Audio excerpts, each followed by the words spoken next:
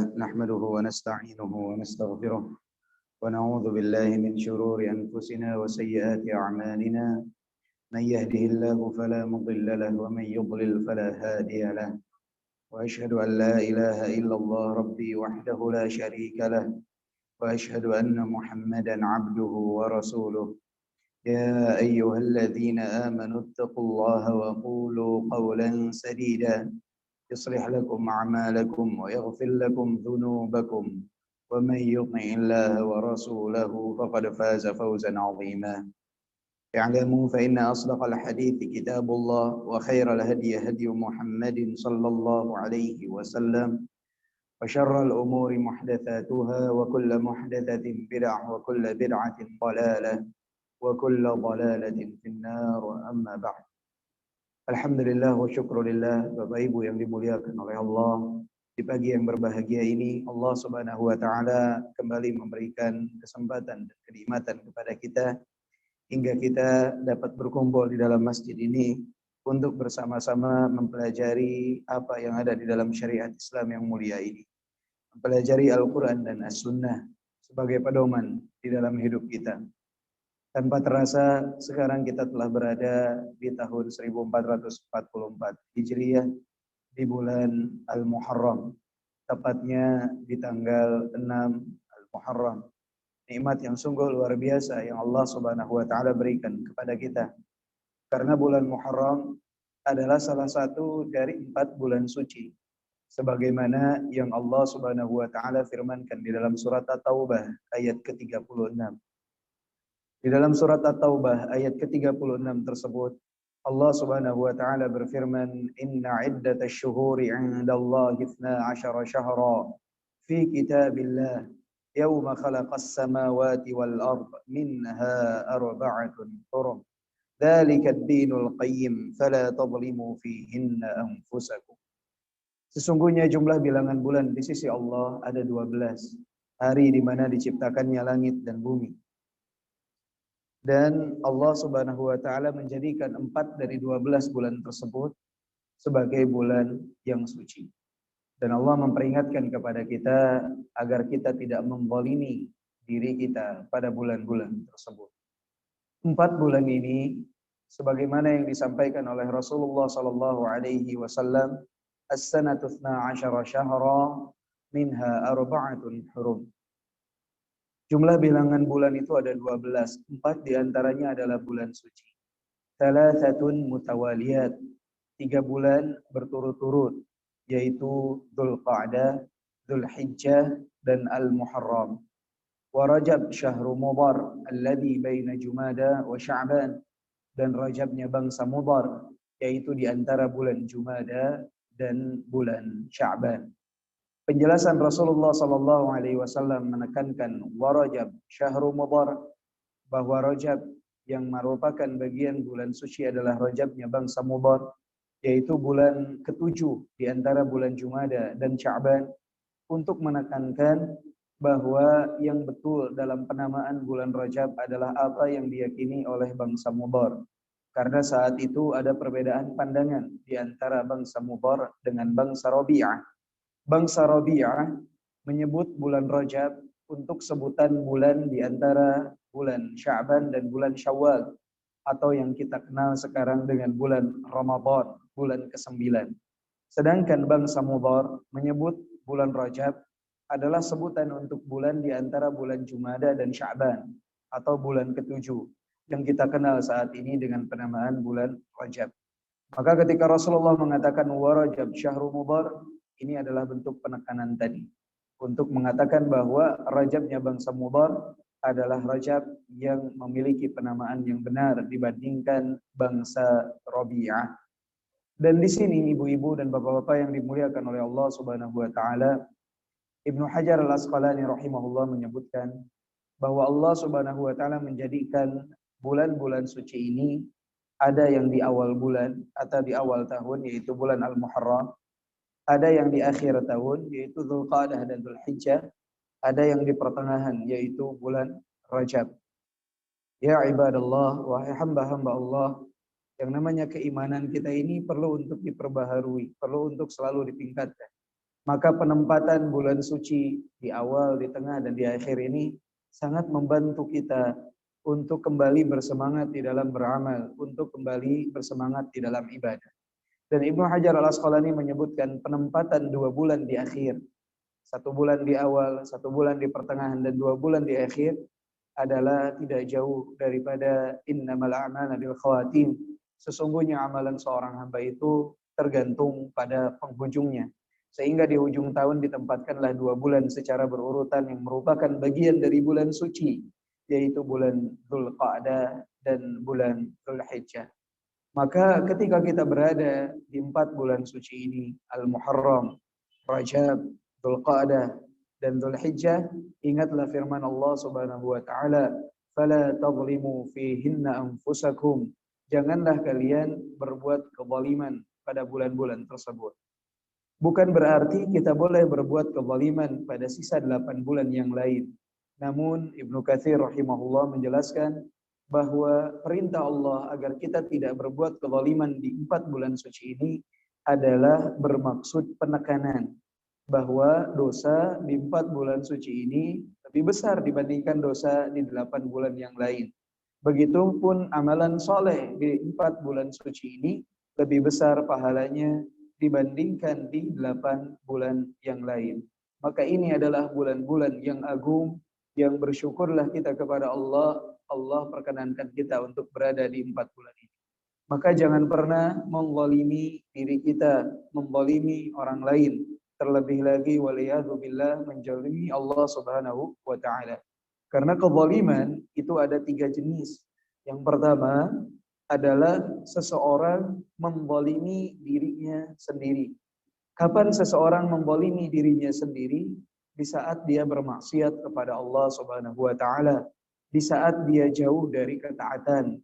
Dia sedang menzalimi dirinya sendiri karena dia sedang mempersiapkan dirinya menerima azab dan hukuman dari Allah Subhanahu wa taala.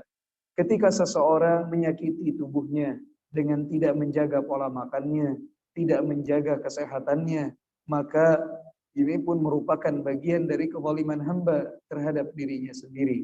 Ingatlah, inna li jismika 'alaika haqqan. Sesungguhnya tubuhmu punya hak atas dirimu.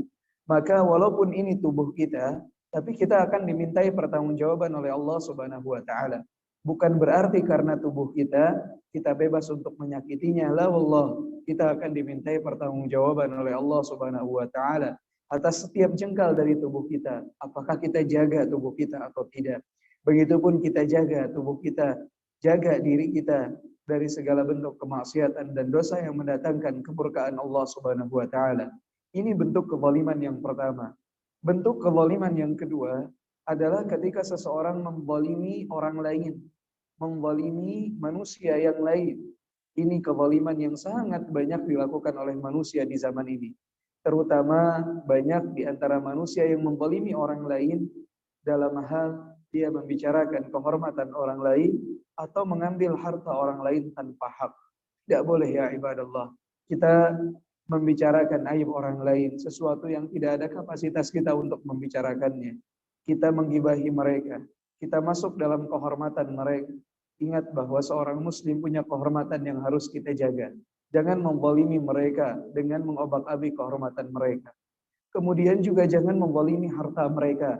Banyak di antara kaum muslimin di zaman ini, banyak yang menzalimi harta saudaranya. Berapa banyak kasus orang terkena tipu. Berapa banyak kasus orang yang diperas hartanya. Dan berapa banyak juga yang mengambil harta saudaranya secara tidak langsung. Dengan pinjaman-pinjaman yang dianggan untuk mengembalikannya. Pinjaman yang dia tidak niat untuk mengembalikannya, atau berbisnis yang mana menunda-nunda pembayaran, yang mana dapat menyebabkan hancurnya usaha seorang hamba. Dia seakan-akan mendapatkan modal suntikan dana yang baru, tapi saudaranya menanti-nanti pembayaran yang tidak kunjung ia bayarkan dengan dalih saya belum ada dana, padahal uangnya dia putarkan untuk usaha yang lain. Ini bentuk kezaliman yang nyata yang banyak dilakukan oleh manusia, kaum muslimin zaman sekarang. Bahkan ikhwah-ikhwah yang sudah mengaji, para ibu-ibu ummahat yang telah sering datang kepada kajian, sering menggunakan jurus afwan, dan afwan. Ingat ada harta orang yang harus kita pertanggungjawabkan. Jangan menzalimi harta manusia. Dan bentuk kezaliman yang ketiga, dan ini yang paling agung, adalah ketika seseorang menzalimi Allah Subhanahu wa taala, tidak memberikan haknya Allah Subhanahu wa taala. Ini kezaliman yang terbesar. Allah firmankan di dalam Al-Qur'an, "Innasyirka la zulmun 'azim." Sesungguhnya kesyirikan adalah kezaliman yang paling agung, kezaliman yang paling besar, karena seseorang tidak memberikan haknya Allah Subhanahu wa taala, tidak menempatkan haknya Allah sebagaimana mestinya. Dia jadikan lillahi nidda, dia jadikan sekutu bagi Allah Subhanahu wa taala, wal iyadu billah. Maka kita jangan membalimi diri kita, membalimi orang lain, terlebih jangan membalimi Allah Subhanahu wa taala. Kita sebagai seorang hamba, wabil khusus di 4 bulan suci ini, harus lebih menjaga diri kita, karena dosa di bulan ini berbeda dengan dosa di bulan lain. Dan amalan soleh di 4 bulan suci tentunya lebih utama dibandingkan di bulan yang lain. Dan secara khusus ada keutamaan yang ditekankan dalam pelaksanaan ibadah di bulan suci Al-Muharram.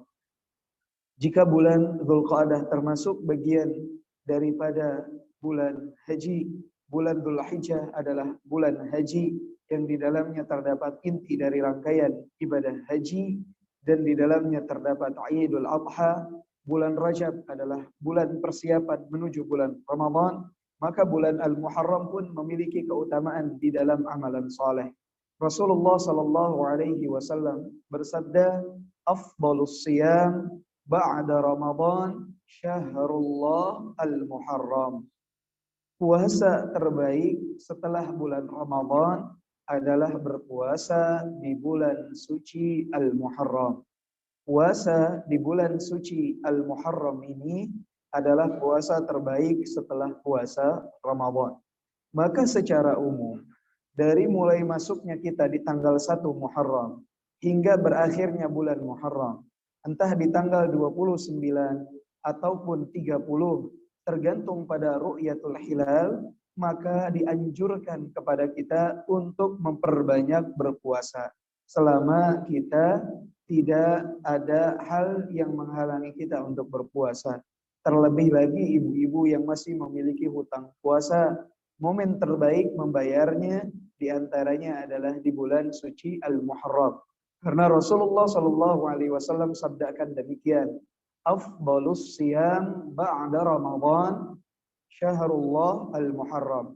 Puasa terbaik setelah bulan Ramadan adalah puasa di bulan suci Allah, yaitu bulan Al-Muharram. Silahkan. Atau yang biasa berpuasa Daud, berpuasa Senin Kemis, puasa di hari-hari tanggal 13, 14, 15 di Ayyamil Bid, silahkan perbanyak puasa di bulan Al-Muharram. Karena memang puasa di bulan Al-Muharram adalah puasa yang dianjurkan. Lantas, apakah ada puasa khusus yang dilakukan di bulan Al-Muharram selain daripada puasa yang disunahkan secara umum untuk diperbanyak di bulan Al-Muharram? Jawabannya ada, yaitu puasa di tanggal 10 Al-Muharram. Puasa di tanggal 10 Al-Muharram, Rasulullah sallallahu alaihi wasallam bersabda, "Siyamu yaumi Ashura ahtasibu 'ala Allah an yukaffira as-sanata allati qablah." Puasa di hari Ashura di tanggal 10 Muharram, aku berharap kepada Allah dapat menghapuskan dosa 1 tahun yang lalu. Puasa 1 hari di tanggal 10 Al-Muharram, tepatnya di hari Senin nanti, dapat menghapuskan dosa 1 tahun yang lalu. Dosa yang dimaksud adalah dosa-dosa kecil, karena dosa besar membutuhkan taubat dari seorang hamba. Maka Bapak Ibu, hari Senin nanti di tanggal 10 Al-Muharram, jangan tinggalkan kesempatan yang istimewa ini. Ajak keluarga, ajak kawan, saudara, dimanapun. Bapak Ibu punya grup WhatsApp, punya teman-teman, hubungi, beritahukan bahwa tanggal 10 Al-Muharram adalah puasa Ashura, yang mana puasa di hari tersebut dapat menghapuskan dosa 1 tahun yang lalu. Dan Rasulullah Sallallahu Alaihi Wasallam pernah mengatakan di akhir hayat beliau, andai saja aku masih hidup sampai tahun berikutnya, kata Rasulullah, maka aku akan berpuasa pula di tanggal 9 Al-Muharram sebagai bentuk perselisihan Rasulullah atas orang-orang Yahudi. Maka jika Bapak Ibu ada kesempatan dan ada keluangan, kelapangan, usahakan tidak hanya berpuasa di tanggal 10 Al-Muharram yang mana merupakan puasa yang dapat menggugurkan dosa 1 tahun yang lalu, tapi iringi dengan puasa di tanggal 9 Al-Muharram, yaitu di hari Ahad nanti, yang mana itu merupakan bentuk penyelisihan kita atas orang-orang Yahudi. Karena di tanggal 10 Al-Muharram bukan hanya kita yang berpuasa, tapi orang-orang Yahudi pun terbiasa berpuasa di tanggal 10 Al-Muharram. Jadi kalau kita ambil kesimpulan tentang perjalanan puasa Asyura ini, kita bisa bagi menjadi 4 fase waktu tentang pensyariatan puasa Asyura ini.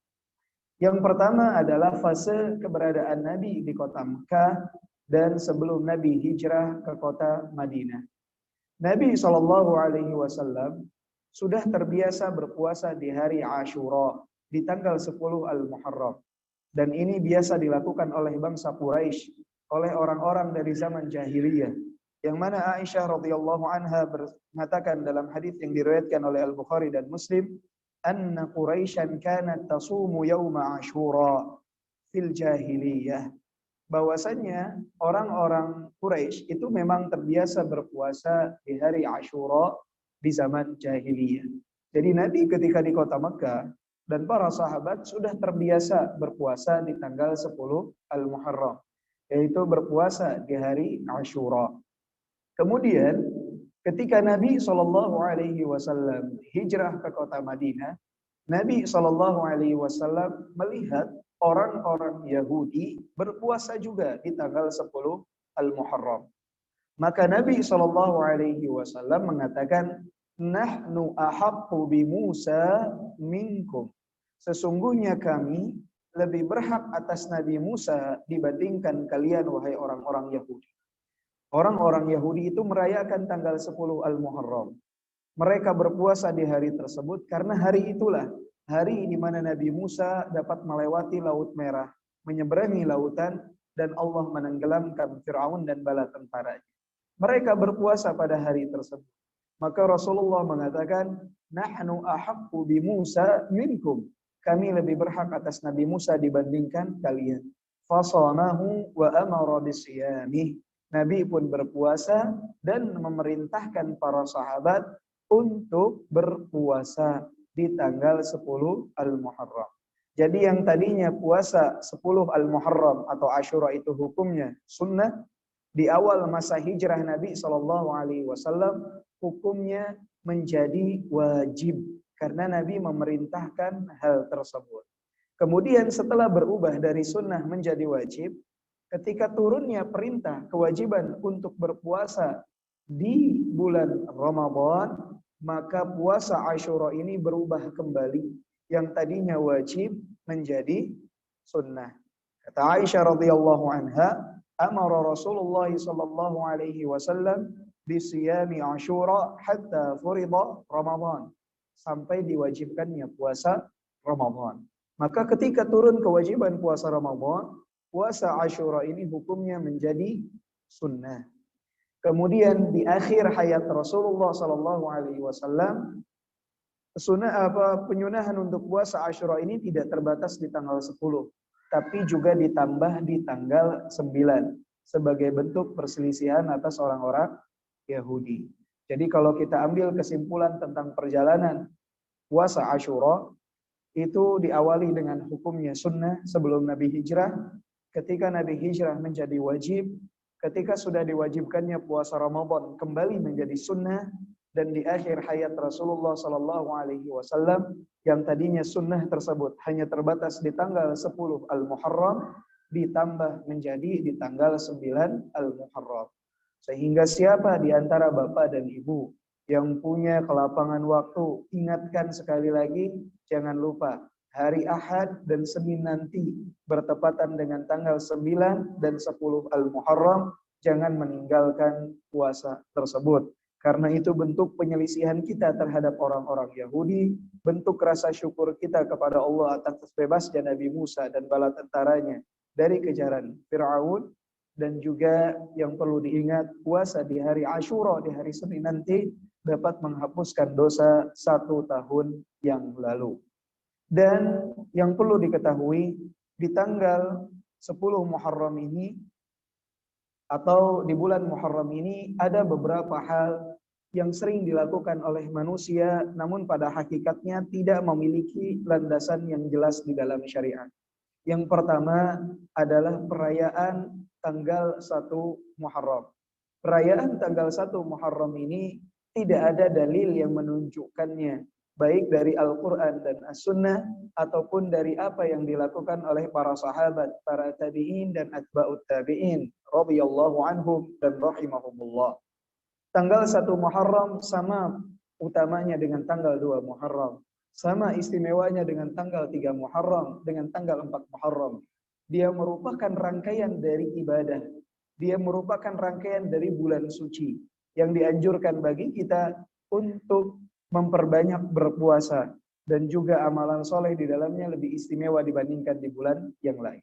Tetapi merayakan secara khusus ini tidak dikenal di dalam syariat Islam.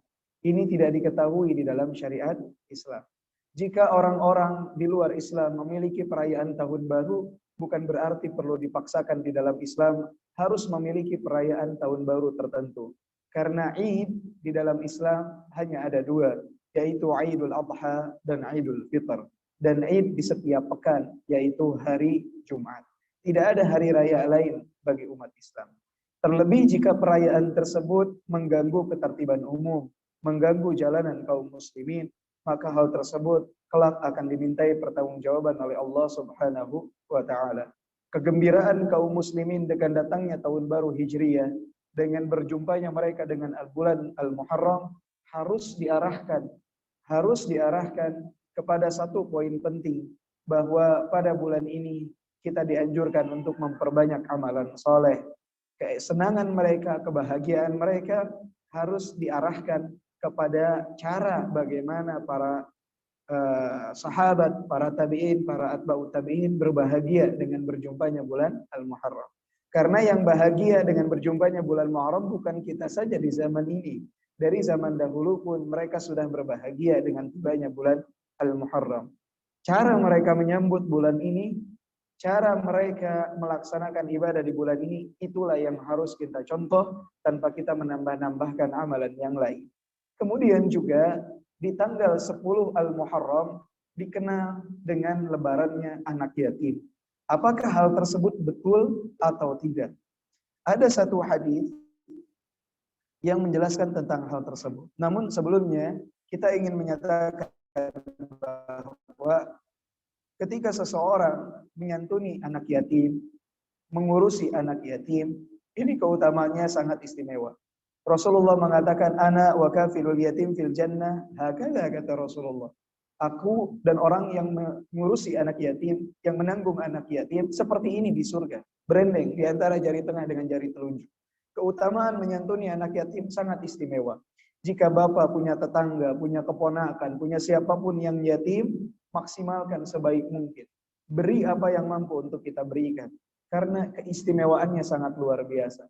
Namun, apakah ada hari khusus yang disebut lebarannya anak yatim? Di tanggal 10 Al-Muharram, ada hadis yang berbunyi, man masaha yaduhu ala ra'si yatim yauma Asyura, rafa'allahu ta'ala bikulli sya'ratin darajah.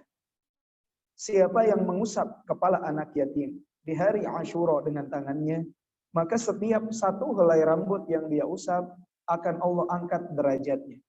Bayangkan, kalau bapak ibu mengusap kepala rambut anak yatim yang gondrong, pahalanya makin banyak.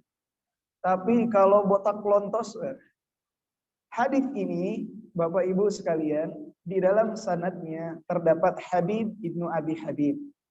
Habib ibnu Abi Habib disebutkan oleh Imam Ahmad ibn Hanbal sebagai seorang kadzab, seorang pendusta. Perawi, salah satu perawi dalam hadis ini Habib bin Abi Habib disebutkan oleh Imam Ahmad sebagai pendusta, sebagai pendusta. Bahkan bukan hanya Imam Ahmad yang mengatakan beliau sebagai pendusta. Al-Imam An-Nasa'i, Al-Imam Al-Hakim, Al-Imam Ibnu Hibban, Al-Imam Ibnu Hajar Al-Asqalani, Al-Imam Ibnu Jauzi dan yang lainnya menyatakan hal serupa dengan Imam Ahmad Ibn Hanbal. Sehingga hadis ini adalah hadis yang palsu, hadis yang lemah, hadis yang tidak dapat dijadikan sebagai sandaran. Silahkan muliakan anak yatim di setiap waktu. Jangan sampai kita menahan harta anak yatim hanya menunggu nanti saja biar dapat diberikan hartanya secara seremonial di tanggal 10 Al-Muharram. Banyak yang seperti itu. Anak yatimnya sudah dapat uangnya dari bulan Dzulhijjah, ditampung dulu, nanti harus diberikan secara seremonial di tanggal 10 Al-Muharram. Jangan ditunda-tunda, berikan secepatnya. Dan terlebih lagi jika ada di antara bapak dan ibu yang mengelola harta anak yatim, ingat harta yang dititipkan kepada bapak ibu harus sepenuhnya disalurkan kepada anak yatim. Kecuali untuk perkara-perkara yang ma'ruf, yang memang bapak ibu memerlukan untuk memakai sebagian dari harta tersebut selama sesuai dengan tuntunan syariat.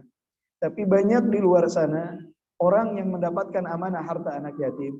Contohnya dia dapat amanah 30 juta untuk anak yatim. Apa yang dilakukan? Dibuat seremonial pemberian hadiah untuk anak yatim. Dia sewa tenda 5 juta lebih. Dia bayar pengisi acaranya 5 juta. Dia bayar anggota marawis 5 juta. Kemudian sisanya diberikan konsumsi untuk semuanya. Tamu-tamu undangan konsumsinya lebih istimewa daripada anak yatim. Sisanya yang diberikan kepada anak yatim adalah pensil, pulpen, dan buku tulis. Ini adalah bentuk kezaliman yang nyata. Jangan sampai kita seperti itu. Jika Bapak Ibu perlu untuk sarf, artinya untuk keperluan operasional, sebatas keperluan operasional yang dibolehkan oleh syariat, nggak masalah. Tapi mengambil sekian banyak harta hanya untuk seremonial semata, mengorbankan harta anak yatim tersebut, maka ini tidak memenuhi tuntunan syariat. Inilah berkenaan dengan tanggal 10 Al-Muharram atau yang disebut dengan hari Ashura. Sebetulnya ada satu peristiwa yang nanti kita lihat apakah cukup waktunya atau tidak, yaitu tentang peristiwa terbunuhnya Al-Husain radhiyallahu anhu warḍah. Karena wafatnya Al-Husain ini sering dijadikan dalil oleh orang-orang yang berafiliasi kepada kelompok Syiah, yang mana mereka sering merayakan hari Ashura ini tidak sesuai dengan tuntunan Nabi SAW. Dengan dalih kecintaan mereka kepada Al-Husain dan Ahlu Bait Nabi Muhammad SAW. Mungkin nanti tentang kisah peristiwa Ashura kita tunda ke akhir. Kita akan coba bahas dulu apa yang menjadi tema kajian kita pada hari ini, yaitu pembahasan Asmaul Husna. Jika nanti waktunya cukup, mungkin kita akan bahas sekilas sejarah tentang bagaimana wafatnya Al-Husain, seperti apa itu tragedi Karbala, seperti apa hari Ashura dalam perspektif Ahlu Sunnah wal Jamaah pada peristiwa yang terjadi kepada Al-Husain radhiyallahu anhu wa arḍah. Bapak Ibu yang dimuliakan oleh Allah Subhanahu wa taala, kita melanjutkan pembahasan kita dari kitab Ats-Tsamarul Mujtana, Mukhtasar Syarah Asmaullahul Husna, yaitu kitab yang ditulis oleh Dr. Sa'id bin Ali bin Wahab Al-Qahtani rahimahullah. Beliau selain menulis buku tentang Asmaul Husna, juga buku yang paling fenomenal yang beliau tulis adalah tentang buku zikir, benteng perisai seorang muslim. Itu yang menjadi acuan ditulisnya buku-buku zikir di seluruh dunia, ya. Dan yang sangat luar biasa, beliau tidak meminta royalti sedikit pun dari apa yang beliau tuliskan. Semoga buku tersebut dan buku-buku beliau yang lain menjadi pemberat dalam timbangan amalan kebaikan beliau. Jika Bapak Ibu melihat buku zikir pagi petang yang ditulis di Indonesia, ya rujukannya ke situ. Ya. Dan saya pernah bertemu dengan salah seorang dari penerbit buku zikir pagi dan petang. Beliau mengatakan, alhamdulillah bahwa Syekh Said rahimahullah, beliau tidak meminta sedikit pun royalti dari penterjemahan buku tersebut, sehingga secara bebas dapat diterjemahkan. Luar biasa, ya. Semoga kita bisa memiliki amalan soleh sebagaimana para ulama rahimahumullah yang mana mereka memiliki amalan soleh yang sangat luar biasa, menjadi tabungan berat mereka insya Allah di dalam timbangan amalan kebaikan mereka dan saat mereka berjumpa dengan Allah kelak. Bapak Ibu yang dimuliakan oleh Allah Subhanahu wa taala, pada pertemuan berikutnya, pertemuan yang lalu, afwan, kita telah membahas tentang Asmaul Husna al-awwalu wal-akhiru wal-zahiru wal-batinu. Dan pada pertemuan kali ini kita akan membahas tentang yang pertama Al-Ali Al-A'la Al-Muta'al. Al-Ali Al-A'la Al-Muta'al. Ini memiliki makna yang sama, artinya Allah Subhanahu wa taala zat yang maha tinggi. Al-Ali Al-A'la Al-Muta'al. Sebagaimana firman Allah Subhanahu wa taala, ولا يؤوده حفظهما وهو العلي العظيم. Dan Allah adalah zat yang maha tinggi dan Allah adalah zat yang maha agung. Dan firman Allah Subhanahu wa taala, sabbihisma rabbikal a'la, sucikanlah nama Rabbmu zat yang maha tinggi. Dan juga firman Allah Subhanahu wa taala dalam surat Ar-Ra'd ayat ke-9, Alimul ghaibi wasyahadah Al-Kabirul Muta'al. Al-Kabirul Muta'al. Zat yang maha besar dan zat yang maha tinggi. Kalau yang tadi Al-Ali ini terdapat dalam surat Al-Baqarah ayat 255, bagian daripada ayat kursi, ya. Wala ya'uduhu hifdhuhuma wa huwal aliyyul azim. Sedangkan sabbih isma rabbikal a'la terdapat dalam surat Al-A'la ayat pertama, dan Al-Muta'al terdapat di dalam surat Ar-Ra'd ayat ke-9. Maka di sini beliau rahimahullah mengatakan, wa dzalika dallun ala anna jami'a ma'anil 'ulu thabitatun lillahi min kulli wajh. Dan hal tersebut menunjukkan bahwa seluruh makna sifat yang maha tinggi ini tetap pada Allah Subhanahu wa taala dari segala sisi. Falahu 'uluwud dzat wa lahu 'uluwul qadr wa lahu 'uluwul qahr. Jadi Allah Subhanahu wa taala itu adalah zat yang maha tinggi pada segala sisi. Yang pertama adalah uluwwud dzat, yang kedua adalah uluwwul qadar, yang ketiga adalah uluwwul qahr.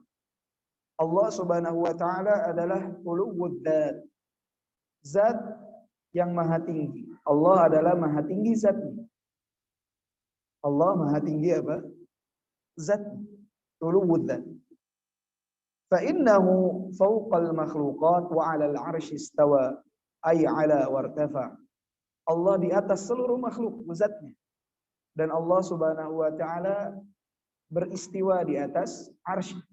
Ar-Rahmanu 'alal 'arsy istawa.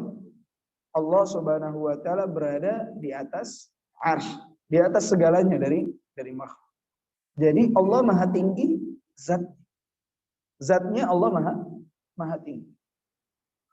Dan perbandingan alam semesta ini nggak ada apa-apanya dengan arsy-Nya Allah Subhanahu wa taala. Dengan kursinya Allah Subhanahu wa taala tidak ada apa-apa.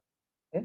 Bayangkan, pernah disebutkan bahwa perbandingan antara langit yang 7 lapis dengan bumi beserta segala isinya dibandingkan dengan kursi Allah Subhanahu wa taala itu seperti cincin yang dilemparkan di tengah padang.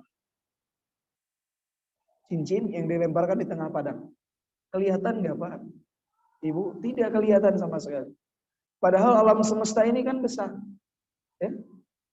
Kita pernah membahas bahwa matahari itu lebih besar dari bumi berapa kali lipat?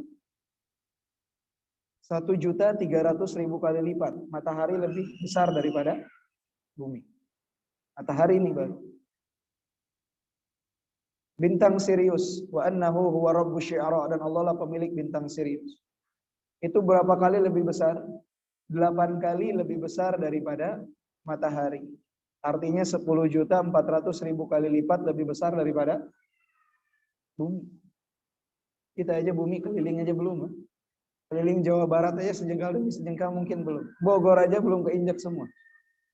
Nah, ini serius 10.400.000 kali lipat. Dan bintang-bintang yang lain miliaran dalam satu galaksi. Ada berapa galaksi? Ada berapa lapis langit? 7 lapis. Semua itu ibarat cincin yang dilemparkan di tengah padang. Dibandingkan kursi Allah Subhanahu wa taala. Dan perbandingan kursi Allah dengan arsy Allah juga seperti cincin yang dilemparkan di tengah. Dan Ar-Rahmanu 'alal 'arsy istawa. Allah beristiwa di atas arsy. Bukan berarti Allah butuh arsy, la hasya wa kalla. Kita telah bahas pekan lalu atau bulan lalu, Allah itu al-awwal. Allah itu zat yang maha pertama. Allah adalah zat yang maha pertama. Tidak ada segala sesuatu sebelum Allah Subhanahu wa taala. Bahkan ketiadaan pun tidak ada sebelum adanya Allah Subhanahu wa taala. Jadi jangan mengatakan ketika Ar-Rahmanu 'alal 'arsy istawa Allah butuh kepada arsy untuk beristiwa. Lah, Allah enggak butuh semua. Allah tidak butuh segala sesuatu yang ada di muka bumi, yang ada di langit. Tapi inilah apa yang Allah firmankan, kita tidak tahu perkara gaib, cukup kita mengimani. Ar-Rahmanu 'alal 'arsy istawa, ya sudah, kita imani bahwa Allah Subhanahu wa taala beristiwa di atas arsy. Jadi Allah zat yang maha tinggi secara apa? Zatnya. Zatnya Allah maha tinggi. Yang kedua, uluwul qadar. Yaitu kadar Allah Subhanahu wa taala maha tinggi. Maksudnya apa? Wa huwa uluwu sifatihi wa 'azamatuha. Fala yumathiluhu sifatu makhluq. Bal la yuqaddir al-khalaiq kulluhum an yuhitu bi ba'd ma'ani sifatin wahidah min sifatihi. Qala ta'ala wa la yuhituna bihi 'ilma. وبذلك يعلم أنه ليس كمثله شيء في كل نعوته. Yang dimaksud uluwul qadr, Allah zat yang maha tinggi kadarnya adalah Allah Subhanahu wa taala maha tinggi atas sifat-sifatnya. Tidak ada satu makhluk pun yang dapat menyerupai satu dari sifat-sifat Allah. Bahkan jika seluruh makhluk berkumpul sekalipun tidak dapat menyaingi satu dari sifat Allah. Bukan semuanya. Satu dari sifat Allah saja, andai semua makhluk berkumpul bersatu padu, tidak dapat menyerupai satu dari sifat Allah saja. Contohnya adalah firman Allah Subhanahu wa taala, "Wala yuhituna bihi ilma." Dalam surat Thaha ayat ke-11 Allah berfirman, "Wala yuhituna bihi ilma." Ilmu mereka tidak dapat meliputi ilmunya Allah. Jadi Allah ini zat yang maha tinggi sifatnya. Tidak ada yang dapat menyerupai. Bahkan jika seluruh makhluk berkumpul sekalipun, tidak dapat menyerupai satu dari sifat Allah Subhanahu wa ta'ala. Jadi di samping Allah maha tinggi zatnya, Allah pun maha tinggi apanya? Kadarnya. Maha tinggi sifat keagungannya. Luar biasa. Sifatnya sangat mulia dan tidak ada yang mampu untuk menyainginya. Dan yang ketiga adalah uluwul qahar. Fa innahul wahidul qahar alladhi qahara bi'izzatihi wa uluwihi al-khalqa kullahum. Fanawasihim biyadihi. Wa ma sya'a kana la yumani'uhu fihi mumani'. Wa ma lam yasha' lam yakun. Falau ijtama'a al-khalqu ala ijadi ma lam yansha'uhu Allah lam yaqdiru. Walau ijtama'u ala man'i ma hakamat bihi masyiatuhu lam yamna'u wa dzalika likamal iqtidari wa nufudhi masyiatihi wa shiddati iftiqaril makhluqati kulluha ilaihi min kulli wajh. Yang ketiga adalah uluwul qahar. Allah maha tinggi kekuasaannya. Allah Subhanahu wa taala maha tinggi kekuasaannya. Bahkan seluruh ubun-ubun kita ini ada pada genggaman Allah Subhanahu wa taala. Jika Allah Subhanahu wa taala inginkan sesuatu, tidak ada yang dapat menolaknya. Jika Allah tidak menginginkan sesuatu terjadi, walaupun seluruh makhluk berusaha agar terjadi hal tersebut, tidak akan pernah terjadi. Hanya Allah lah yang berkehendak. Jika Allah kehendaki, baru terjadi. Kun fayakun. Allah tidak berkehendak, tidak akan terjadi. Jadi Allah maha tinggi kekuasaannya. Allah maha tinggi zatnya, maha tinggi sifatnya, kadarnya, maha tinggi kekuasaan. Apa yang Allah kehendaki, Allah maha tinggi kehendaknya. Tidak ada yang mampu untuk menolak apa yang Allah inginkan. Tidak ada yang mampu untuk menentang apa yang Allah inginkan. Dan tidak ada yang mampu melakukan apapun jika Allah Subhanahu wa taala kehendaki.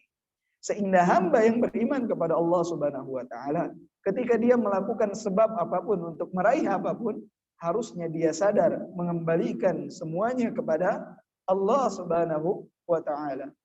Ya Allah, Engkau zat yang maha berkuasa. Kekuasaanmu maha tinggi, kehendakmu maha tinggi. Maka mudahkanlah urusan kami. Mudahkanlah urusan kami. Karena kita seberusaha semaksimal apapun, Allah tidak berkehendak tidak akan terjadi. Bahkan jika seluruh makhluk di dunia ini menolong kita, membantu kita untuk terjadi, Allah berkehendak tidak, maka tidak akan terjadi. Jadi ini makna dari zat yang maha tinggi.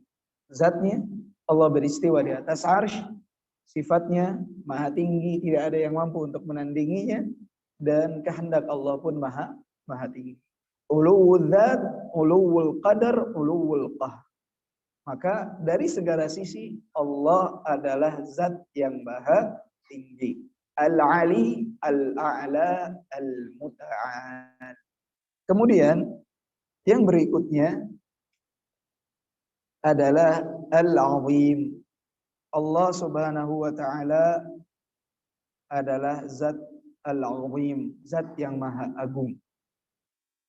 Allah berfirman dalam surat Al-Baqarah ayat 255, "Wala ya'uduhu hifdhuhuma wa huwal 'aliyyul 'azim." Tidak berat bagi Allah untuk menjaga langit dan bumi. Dan Allah zat yang maha tinggi dan zat yang maha agung. Allah Ta'ala 'azimun lahu kullu wasfin wa ma'na wa yujibu at-ta'zim. Allah adalah zat yang maha agung pada setiap sifat dan makna yang wajib adanya pengagungan di dalamnya. Fala yaqdiru makhluqun an yuthni alaihi kama yanbaghi lah. Tidak ada makhluk yang mampu memuji Allah sebagaimana mestinya. Wala yuhsi thana'an alaihi. Tidak ada pujian yang dapat memuji Allah Subhanahu wa taala sebagaimana mesti. Bahkan tidak bisa pujian itu terbilang kemudian inilah pujian kepada Allah Subhanahu wa taala, enggak mencakup. Saking agungnya Allah Subhanahu wa taala. Tidak ada pujian yang dapat mencakup keagungan Allah dan tidak ada juga bilangan dari pujian yang mampu mencakup keagungan Allah Subhanahu wa taala. Bal huwa kama athna ala nafsi wa fawqa ma yuthni alaihi ibadu. Kan tetapi pujian kepada Allah itu yang baru tepat apa? Pujian Allah Subhanahu wa taala kepada dirinya sendiri. Sedangkan apa yang dipujikan oleh makhluk itu pujian kepada Allah Subhanahu wa taala masih lebih tinggi. Maka saking agungnya Allah itu, kita ini ketika memuji Allah Subhanahu wa taala itu belum sampai kepada pujian yang seharusnya. Beda ketika kita memuji makhluk. Kita memuji makhluk itu udah kelebihan. Enggak semestinya dia dapatkan pujian tersebut. Tapi kita memuji Allah sebesar apapun dengan seluruh yang kita ketahui, akan tetapi hal tersebut tidak dapat mencakup seluruhnya dari keagungan Allah Subhanahu wa taala. Allah adalah zat yang maha agung. Wa'lam anna ma'ani at-ta'zim ats-tsabitatu lillah wahdahu naw'an. Ketahuilah bahwa ta'zim atau pengagungan kepada Allah Subhanahu wa taala itu ada dua jenis. Yang pertama, an-naw'ul awwal annahu mawsufun bi kulli sifati kamalin wa lahu min dhalikal kamal akmaluhu wa a'zamuhu wa awsa'uhu. Falahu al-'ilmul muhit wal qudratun nafidah والكبرياء والعظمة ومن عظمته أن السماوات والأرض في كف الرحمن أصغر من الخردلة كما قال ذلك ابن عباس وغيره وقال تعالى وما قدر الله حق قدره والأرض جميعا قبضته يوم القيامة والسماوات مطويات بيمينه.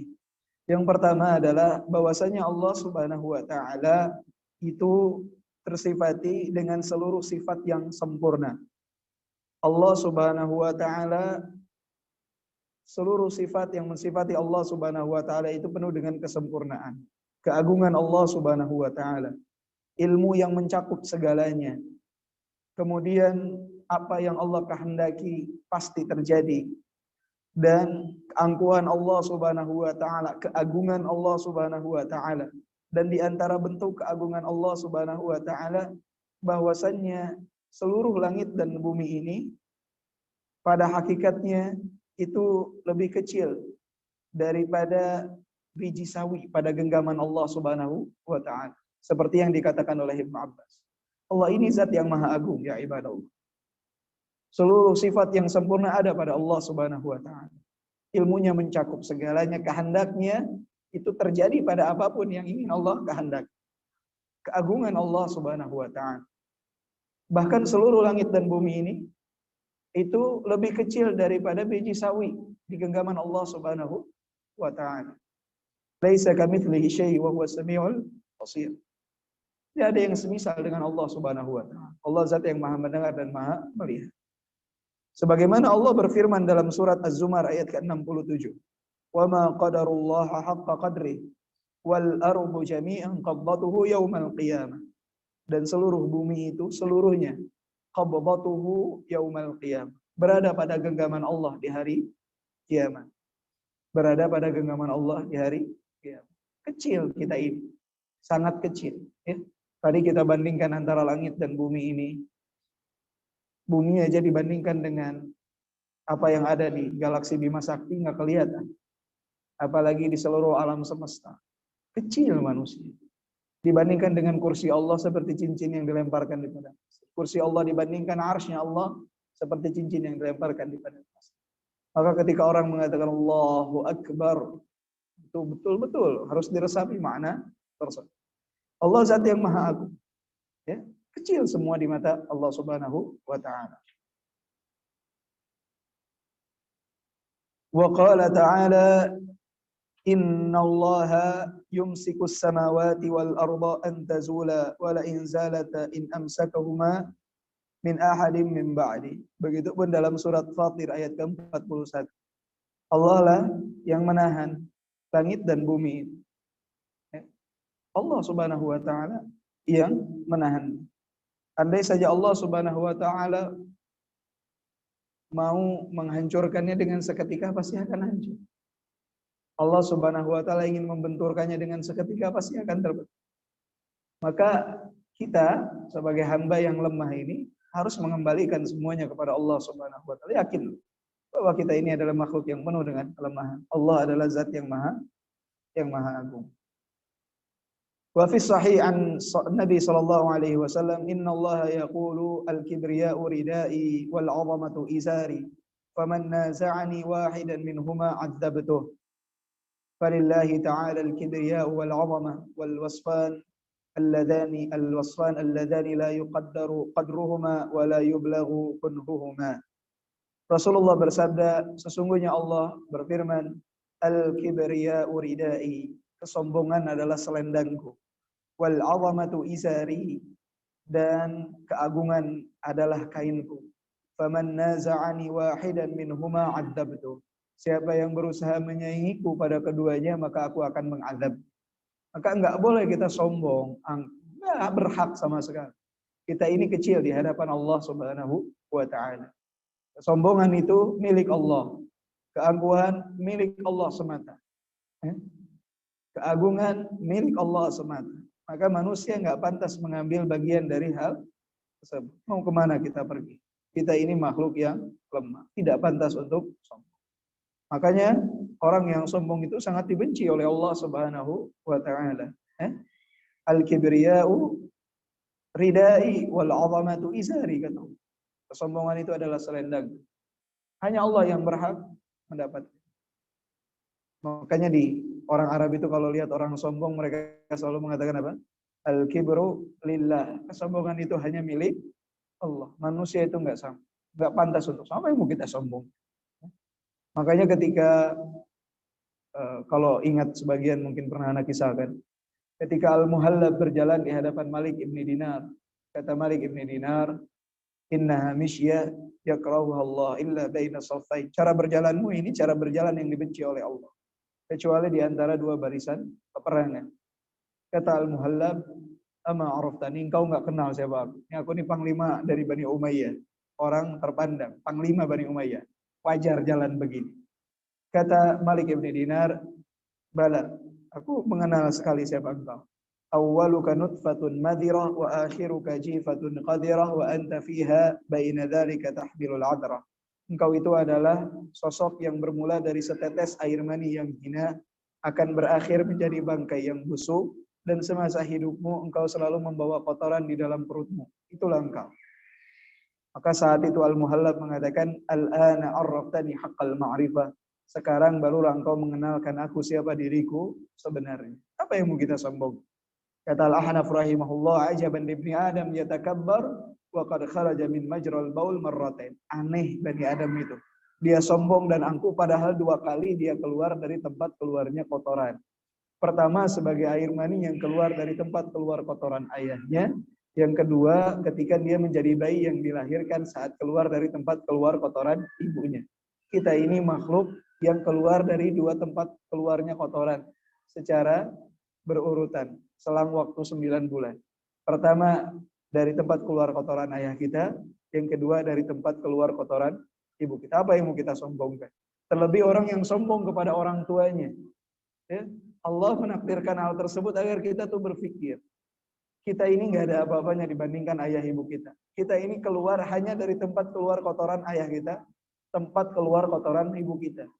Maka seorang anak itu jangan merasa saya ini pendidikan saya tinggi, harta saya lebih banyak dari orang tua saya lebih terpandang dari orang tua saya.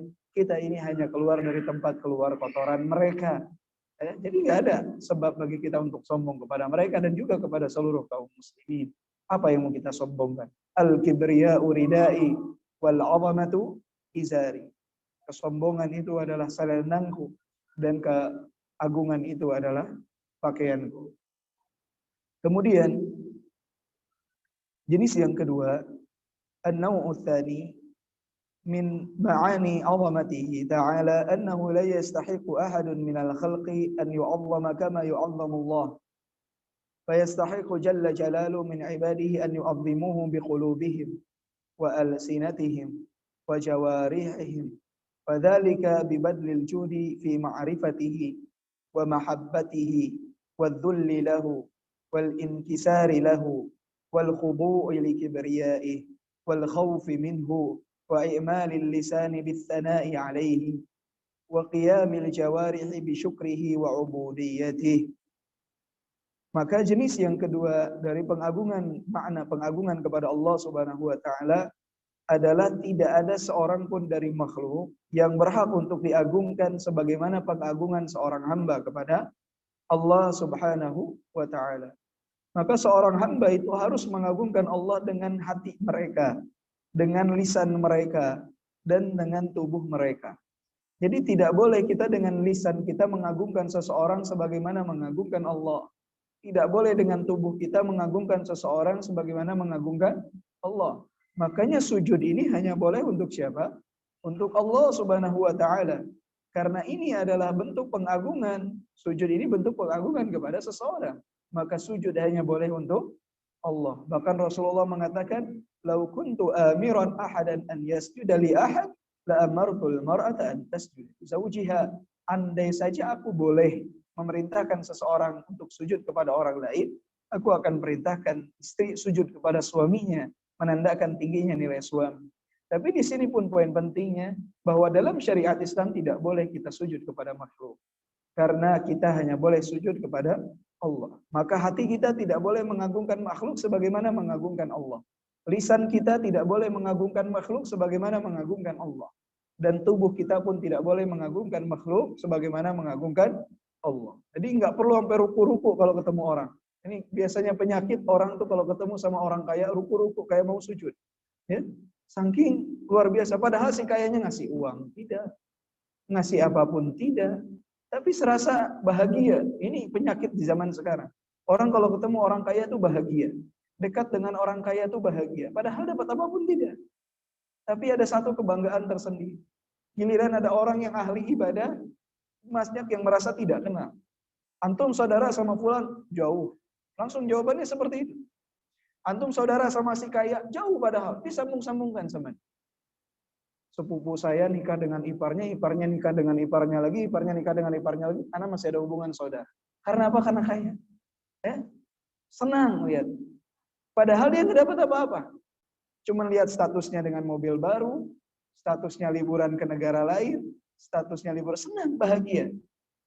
Padahal dia kalau dekat dengan ahlul ilmi, dekat dengan ahli ibadah, lihat statusnya nasihat, lihat statusnya ilmu, bagus untuk dia, ada manfaatnya. Tapi dekat dengan si kaya tidak ada manfaat. Tapi inilah manusia. Lebih senang dekat dengan si kaya padahal tidak mendapatkan manfaat apapun, dan tidak bahagia dekat dengan orang yang rajin di dalam ibadah. Padahal keutamaannya sangat luar biasa. Memberi manfaat kepada dia. Maka jangan kita merungkuk-rungkuk di hadapan seseorang hanya karena hartanya saja. Jangan ya ibadah Allah. Karena keagungan itu hanya milik Allah Subhanahu wa taala. Maka orang yang mengagungkan Allah, dia harus berusaha, kata beliau ini, untuk berijtihad, mengenal Allah, mencintai Allah. Ini bentuk pengagungan kita. Kita mengagungkan Allah, kita lebih mengenal Allah, mempelajari tentang sifat-sifat Allah, tentang asma dan asmaul husna Allah Subhanahu wa taala, tentang sifat-sifat Allah. Kita cintai Allah Subhanahu wa taala. Karena ini adalah pangkal dari tauhid, mencintai Allah di atas segalanya. Orang yang mencintai Allah di atas kecintaan kepada makhluk, rusak tauhid. Orang yang mencintai Allah itu harus mencintai Allah di atas seluruh kecintaan kepada makhluk. Ini adalah pangkal dari tauhid. Dia harus semakin takut kepada Allah Subhanahu wa taala, mengamalkan lisannya untuk selalu memuji Allah, dan juga menggunakan anggota tubuhnya untuk selalu menampakkan bentuk rasa syukur dan penghambaan kepada Allah Subhanahu wa taala. Wa min ta'dhimihi an yuttaqa haqqa tuqatih fayuta' fala yu'sa wa yudhkar fala yunsa wa yushkar fala yukfar. Dan di antara bentuk ketakwaan kepada pengagungan kepada Allah Subhanahu wa taala adalah seseorang bertakwa kepada Allah dengan takwa yang sebenar-benarnya. Yuta' fala yu'sa, ditaati tidak dimaksiat. Yudhkar fala yunsa, diingat, disebut, tidak dilupakan. Wa yushkar fala yukfar, disyukuri, tidak dikufuri. Ini hamba yang mengagungkan Allah. Dia selalu taat kepada Allah, selalu berzikir kepada Allah, selalu bersyukur kepada Allah. Bukan kebalikannya. Mengaku mengagungkan Allah, tapi bermaksiat kepada Allah, lupa kepada Allah, dan kufur terhadap nikmat Allah. Ini tidak disebut hamba yang mengagungkan Allah Subhanahu wa ta'ala. Wa min ta'zimihi ta'zimu ma harramahu wa syara'ahu min zamanin wa makanin wa a'mal. ذلك ومن يعظم شعائر الله فإنها من تقوى القلوب وقال تعالى ذلك ومن يعظم حرمات الله فهو خير له عند ربه ومن تعظيمه ألا يعترض على شيء مما خلقه أو شرعه. Di antara bentuk pengagungan kepada Allah adalah seseorang memuliakan apa yang Allah Subhanahu wa taala muliakan dan apa yang Allah syariatkan. Jadi ketika satu tempat itu Allah muliakan, maka bentuk pengagungan kita kepada Allah, kita muliakan tempat itu.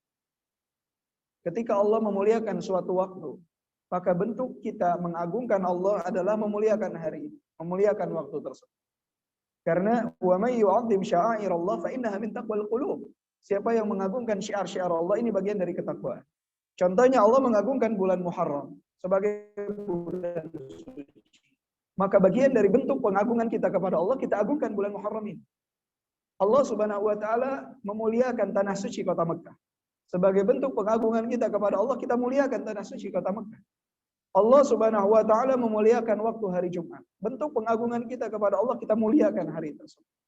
Maka bentuk pengagungan kita kepada Allah, kita mensucikan apa yang Allah sucikan, kita memuliakan apa yang Allah muliakan.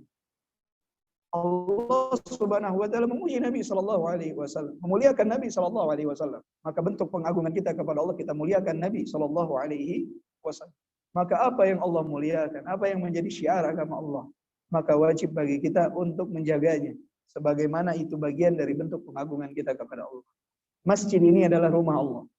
Masjid adalah rumah Allah Subhanahu wa taala. Maka mengagungkan masjid ini bentuk pengagungan kita kepada syiar Allah. Dan ini merupakan bentuk pengagungan kita kepada siapa? Kepada Allah Subhanahu wa taala. Maka dijaga masjid. Dijaga kebersihannya, dijaga kesuciannya. Karena itu bagian dari bentuk kita mengagungkan Allah Subhanahu wa taala. Dan tadi di antara bentuk pengagungan kepada Allah, adalah seseorang tidak menentang apa yang menjadi takdir Allah dan apa yang disyariatkan oleh Allah Subhanahu wa taala. Ini bentuk pengagungan kepada Allah. Jadi ketika Allah memutuskan satu takdir kepada kita, hamba yang mengagungkan Allah dia tidak akan menolak. Dia selalu yakin ini yang terbaik dari Allah Subhanahu wa taala. Ketika Allah menetapkan satu syariat, hamba yang mengagungkan Allah dia tidak berani membantah. Tidak berani mengatakan menurut saya, menurut pendapat saya. Ini sudah ketentuan Allah, saya mengimani, saya wajib untuk melaksanakan. Tidak menentang. Banyak zaman sekarang orang mengaku sebagai seorang muslim, tetapi dia menentang takdir Allah. Dilahirkan sebagai laki-laki ingin menjadi wanita. Ini berarti dia tidak mengagungkan Allah Subhanahu wa taala. Apa yang sudah ditetapkan oleh Allah, bentuk pengagungan kita kepada Allah, kita laksanakan hal tersebut. Allah mensyariatkan sesuatu bahwa talak ini ada pada tangan laki-laki, bukan pada tangan wanita. Maka banyak zaman sekarang wanita yang mengatakan dan memprotes hal tersebut. Gak bisa, tidak ada keadilan. Allah Maha Adil. Allah memberikan hak talak pada laki-laki, tapi memberikan hak hulu pada wanita. Wanita bisa untuk mengajukan hal tersebut. Ada hak hulu bagi wanita. Allah Subhanahu wa taala zat yang Maha Adil. Keadilan itu bukan sama dalam segalanya. Karena nggak bisa sama dalam segalanya. Bapak-bapak mau ikut hamil kayak ibu-ibu? Nggak bisa. Ibu-ibu hamil 9 bulan. Bapak-bapak ada tugasnya yang lain. Nggak bisa sama dalam segala hal. Tidak bisa sama dalam segala hal. Keadilan itu adalah semua mendapatkan sesuai dengan porsinya.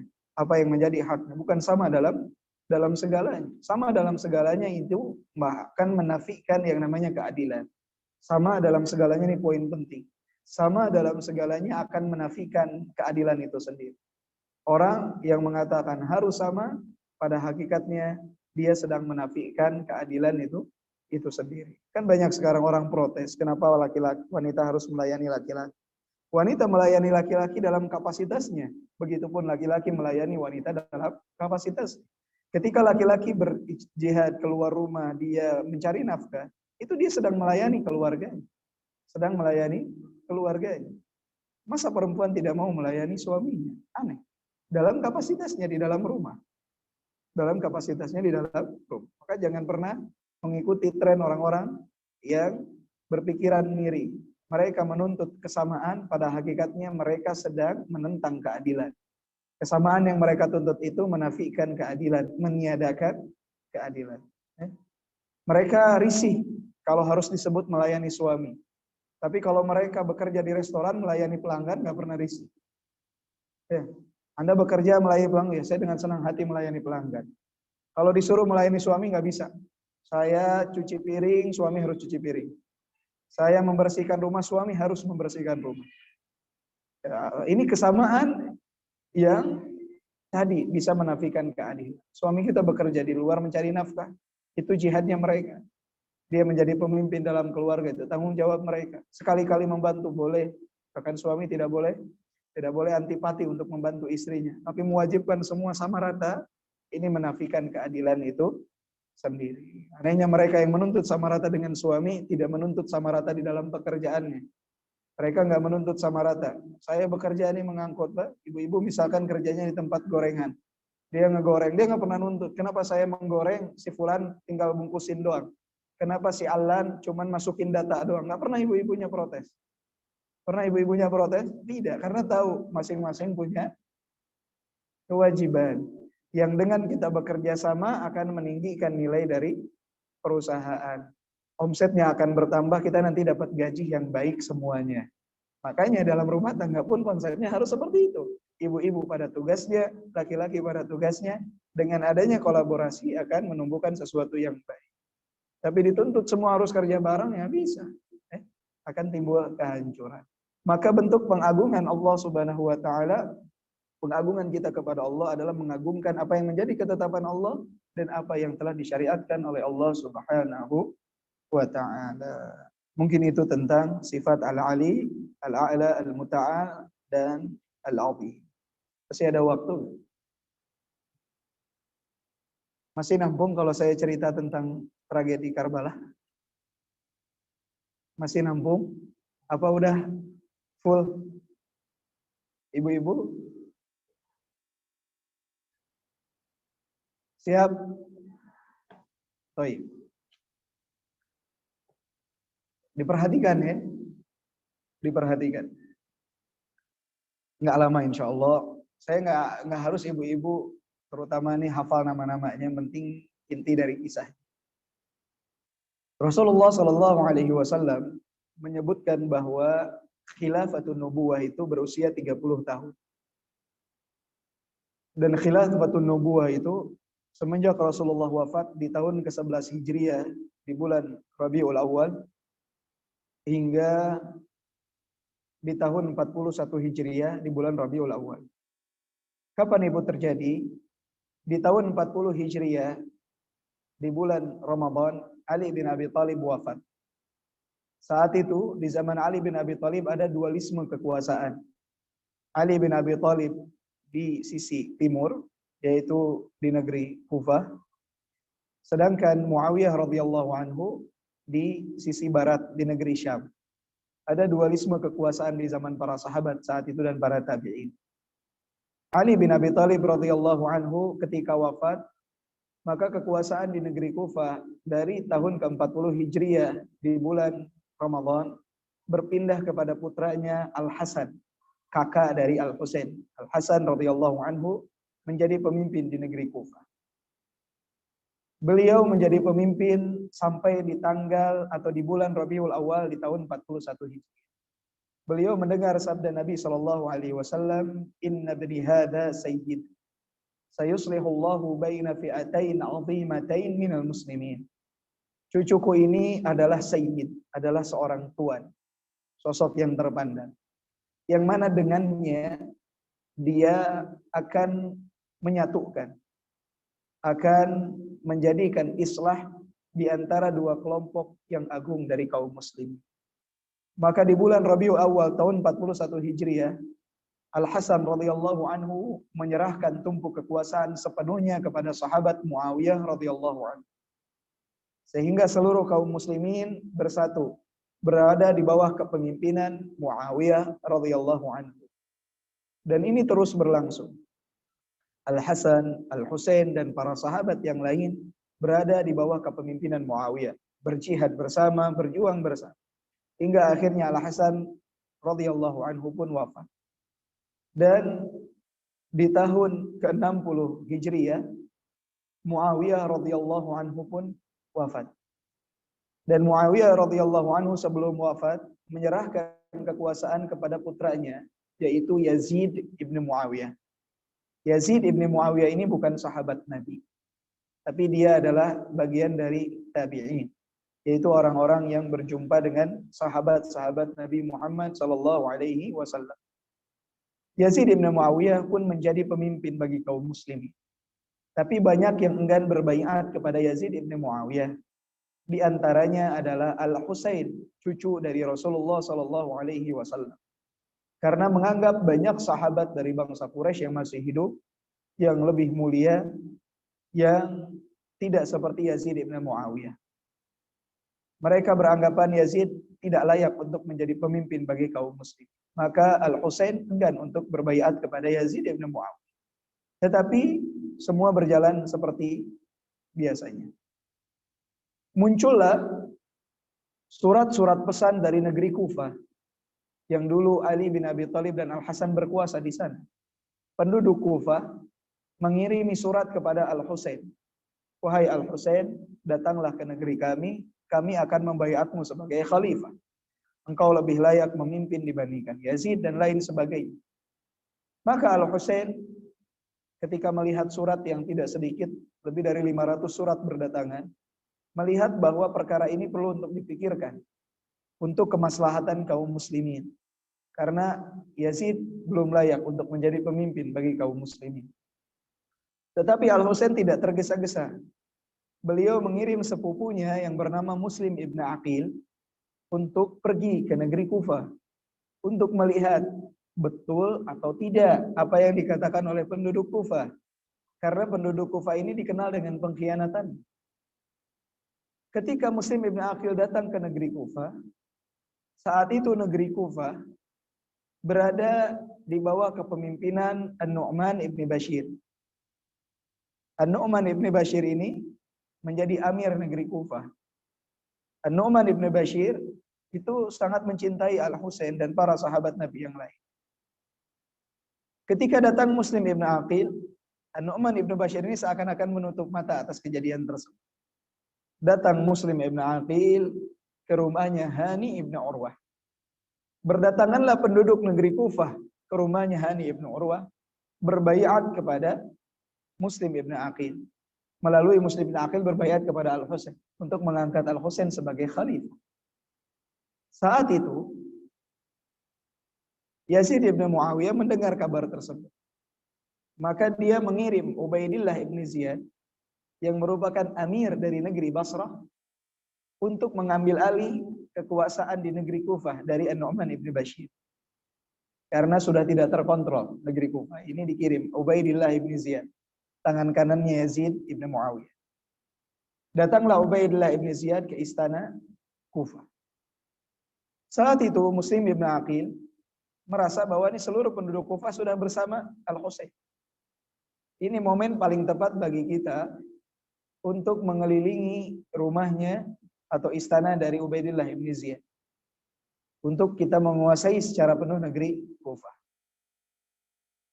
Muslim ibn Aqil sebelumnya mengirim surat kepada Al-Husain. Al-Husain, perkaranya begini-begini. Mereka betul berbaiat kepada engkau. Datanglah kemari. Al-Husain bersiap-siap dengan keluarganya. Di tanggal 8 Dzulhijjah. Di tanggal 8 Dzulhijjah mereka bersiap-siap. Di sisi lain, Muslim ibn Aqil mempersiapkan anggotanya 18.000 ini untuk menyerang istana Kufah. Di 8 Dzulhijjah, saat itu kaum muslimin sedang menuju Mina untuk melaksanakan hari Tarwiyah. Al-Husain bersiap dengan 70 anggota keluarganya pergi ke negeri Kufah. Ditahan oleh banyak sahabat. Di antaranya adalah Ibnu Zubair. Ibnu Zubair mengatakan, "Aina tadhhab? Ila qaumin qatalu abaka wa ta'anu akhak?" Kemanakah engkau akan pergi? Apakah kepada kaum yang telah membunuh ayahmu dan telah menusuk saudaramu Al-Hasan? Kemudian juga ada Abdullah ibnu Umar yang menangis memeluk Al-Husain, khawatir atas keselamatan Al-Husain. Bahkan Abdullah ibn Umar ibn Al-As mengatakan, andai saja aku berjumpa dengan Al-Husain saat itu, aku tidak akan membiarkannya pergi kecuali telah mengalahkan. Para sahabat ini cinta kepada Al-Husain. Di sisi lain Al-Husain berijtihad bahwa inilah yang terbaik untuk umat, terbaik untuk kaum muslim. Beliau pun bergegas menuju ke Kufah. Muslim ibn Aqil pun memanggil 18.000 orang ini. Ternyata dari 18.000 yang ikut berkumpul hanya 4.000. Sisanya tidak ada sama sekali. Mereka pun 4.000 mengelilingi istana negeri Kufah. Saat itu mereka ditakut-takuti dengan kiriman pasukan yang akan datang dari negeri Syam. Mereka ditakut-takuti oleh kabilahnya, oleh keluarganya. Mereka diiming-imingi harta. Hingga akhirnya tidaklah sampai di waktu sore hari, kecuali tinggal tersisa 30 orang saja yang bersama Muslim ibn Aqil. Dan ketika matahari terbenam, tersisa di hadapan istana negeri Kufah hanya Muslim ibn Aqil seorang diri. Maka dengan mudahnya Muslim ibn Aqil ini dicomot oleh Ubaidillah ibn Ziyad. Saat itu Muslim ibn Aqil meminta permintaan terakhir untuk mengirim surat kepada Al-Husain agar Al-Husain tidak usah datang. Maka beliau pun mengirimi surat mengatakan, irji bi ahlik wa la yaghurranaka ahlul Kufah fa inna ahlal Kufah qad kadzabuka wa kadzabuni. Pergilah kembali engkau dengan keluargamu. Jangan engkau tergiur dengan iming-iming dari penduduk Kufah. Mereka telah mendustai engkau dan mendustaiku, kata Muslim ibn Aqil. Surat zaman dulu nggak kayak sekarang WA langsung sampai. Proses waktu. Muslim ibn Aqil selesai menitipkan surat, beliau pun akhirnya dieksekusi. Dieksekusi tepat di tanggal 9 Dzulhijjah di hari Arafah. Dieksekusi Muslim ibn Aqil wafat rahimahullah radhiyallahu anhu. Beliau wafat dibunuh oleh pasukannya Ubaidillah ibn Ziyad. Saat itu terus berjalan Al-Husain. Mendengar kabar bahwa Muslim ibn Aqil telah wafat, sampai surat ke tangan Al-Husain. Maka saat itu Al-Husain mengajak diskusi yang lain, ini bagaimana kalau kita kembali saja. Kondisinya seperti ini.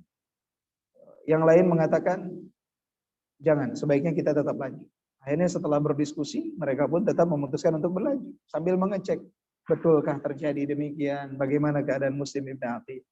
Karena Al-Husain dan keluarga Nabi SAW, sosok yang sangat dihormati oleh para sahabat.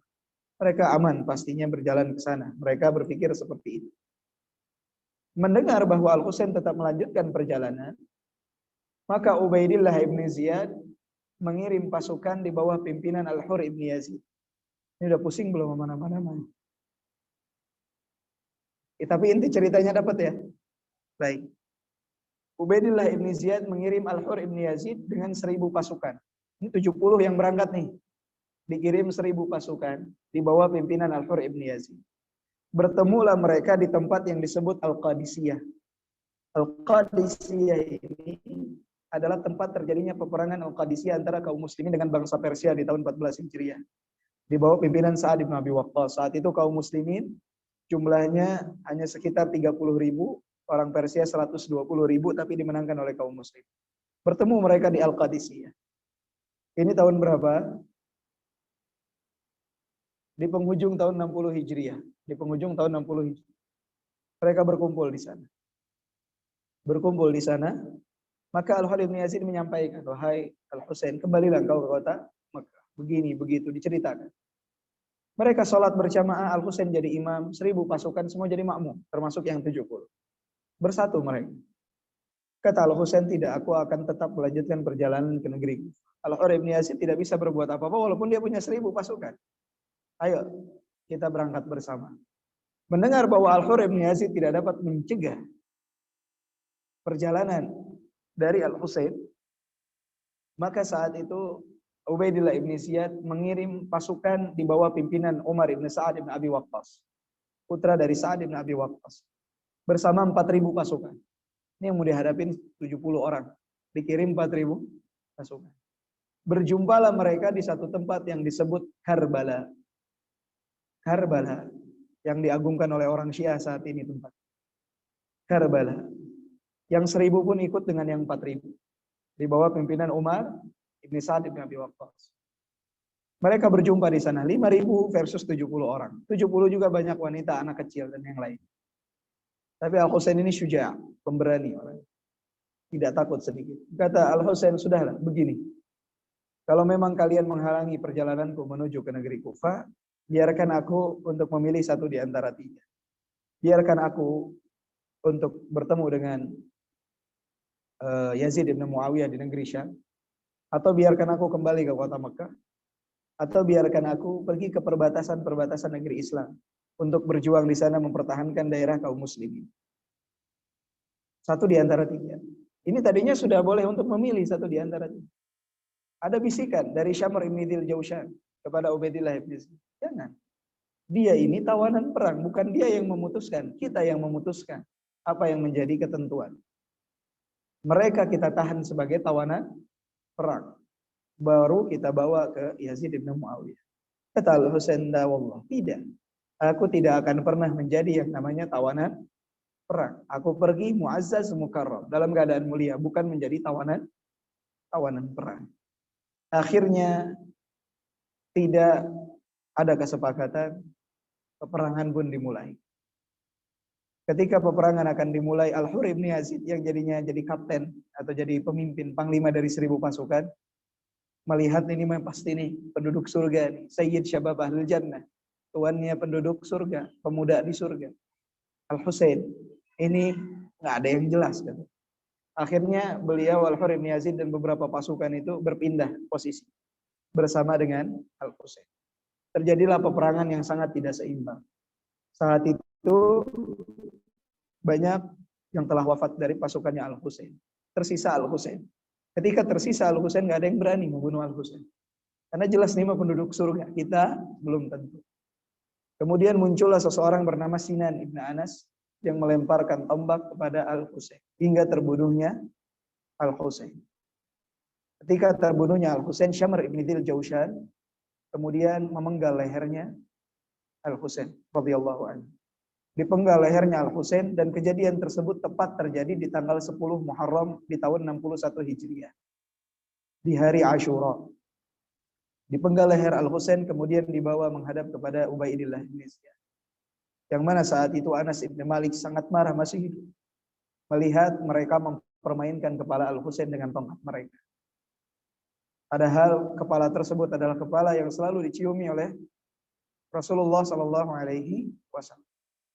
Maka saat itu, Bapak Ibu yang dimuliakan oleh Allah Subhanahu Wa Taala, kejadian yang menyedihkan tersebut terjadi tepat di tanggal 10 Muharram di hari Asyura di tahun 61 Hijriah, hingga menimbulkan kemarahan dari kaum muslimin atas apa yang dilakukan oleh Yazid bin Muawiyah dan pasukan.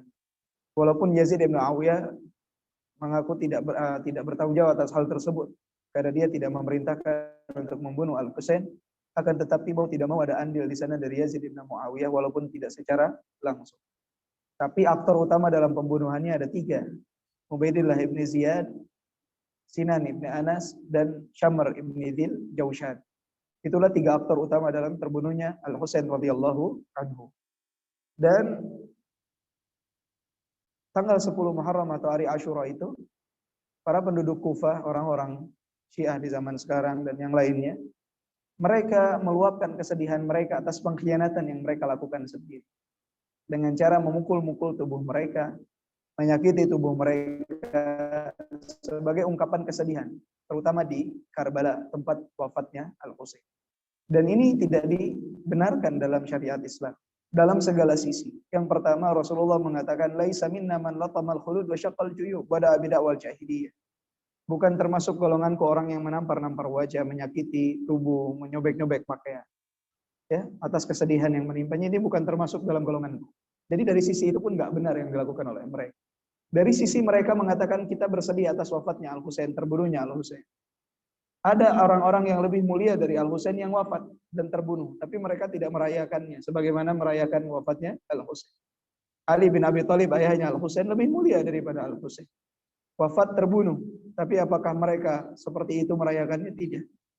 Umar bin Al-Khattab lebih mulia, wafat terbunuh, apakah mereka merayakannya seperti itu? Tidak. Utsman bin Affan terbunuh, lebih mulia, apakah mereka melakukan hal yang serupa? Jawabannya tidak. Maka ini adalah pengakuan-pengakuan dusta dari mereka, bahkan bertentangan dengan syariat yang ada. Kita bersedih dengan wafatnya Al-Husain, iya. Akan tetapi kita tidak boleh merayakan kematian tersebut dengan perayaan khusus. Kita bersedih, iya. Mendoakan kebaikan untuk semua, iya.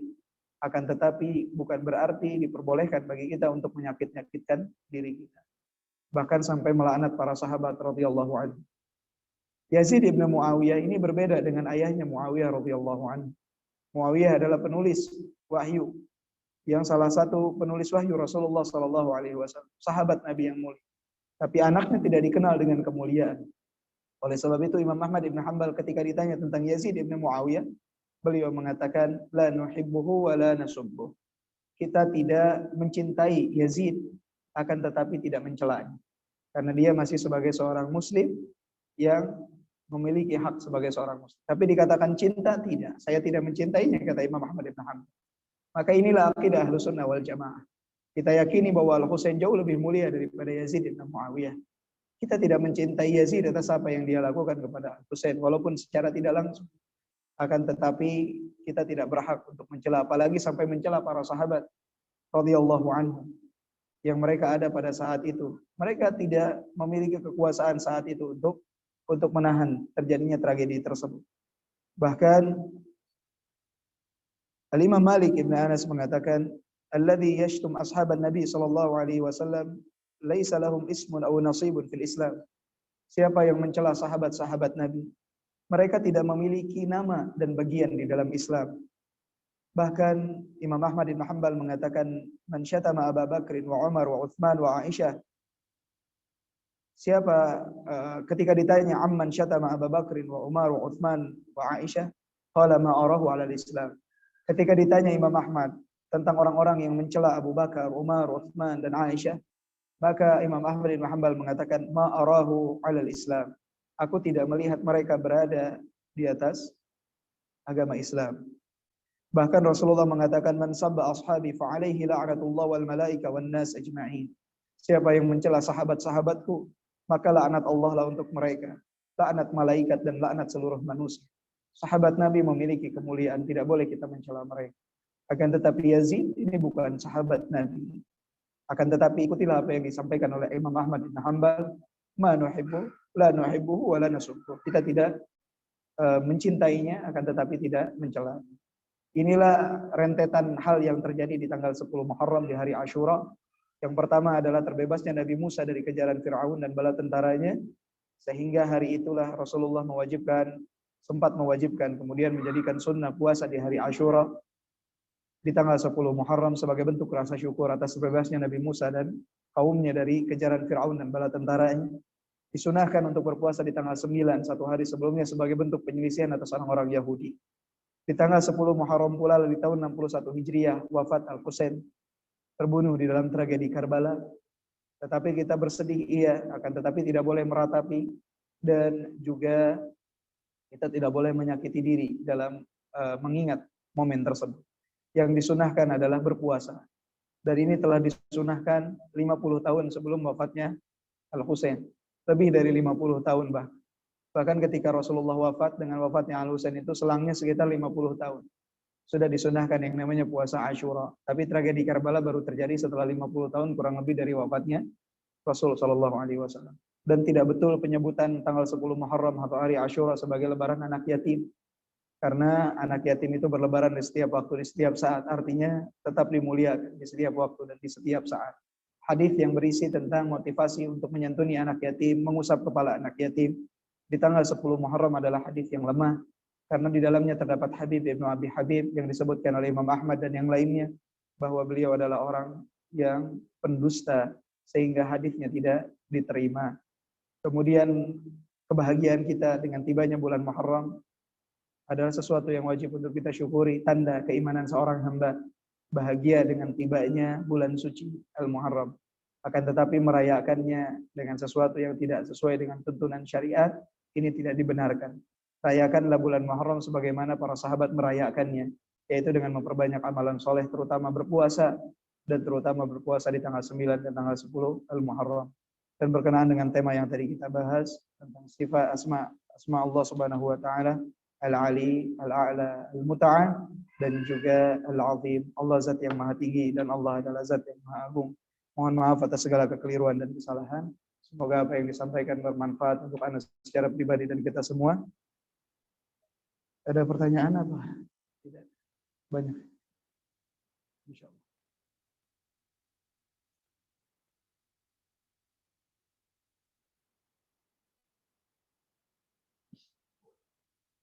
Apa hukum seorang anak yang bersujud ke kaki ibunya lalu mencucinya dan meminum air pencucian tersebut sambil meminta maaf kepada ibunya? Ini biasanya orang-orang yang terhibur dengan kontennya. Kita ini terlalu banyak seremonial. Ibu kita tuh nggak perlu dicuciin kakinya untuk diminum air. Antum mau mencucikan kaki ibu nggak apa-apa. Cucikan kakinya, tapi nggak usah sujud mencium kaki ibu. Mau mencucikan kaki ibu, membersihkan kaki ibu, cucikan sebagai bentuk bakti. Tapi airnya nggak usah diminum. Karena kalau antum sakit, nanti bahaya. Siapa yang ngurusin ibu? Ya? Yang normal-normal saja. Saya sebagai orang tua juga nggak mau anak saya minum air kaki saya. Takut sakit, kasihan.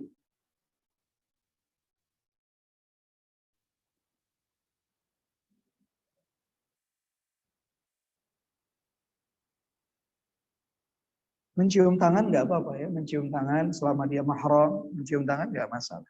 Ya. Bentuk memuliakan. Tidak ada unsur penyembahan di sana. Tidak ada unsur penyembahan di sana. Tapi kalau sujud jangan. Ya. Sujud ya. Ketika Allah melembutkan hati seseorang, apakah itu salah satu bentuk cinta Allah terhadap kita? Ya, hati yang lembut adalah hati yang mudah tersentuh dengan kalimat Allah Subhanahu wa taala. Dan hati itu tidak menjadi lembut kecuali karena adanya ketaatan dari seorang hamba.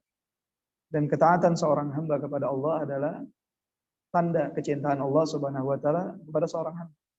Ketika kita diberikan kenikmatan untuk taat, itu adalah bentuk kecintaan Allah kepada seorang hamba.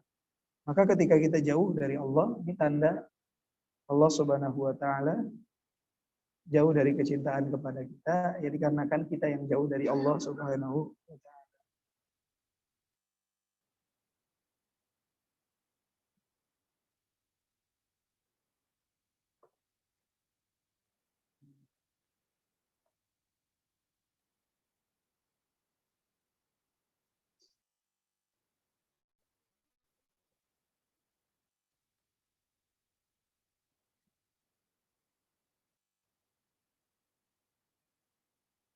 Apa yang dimaksud dengan al-zahir?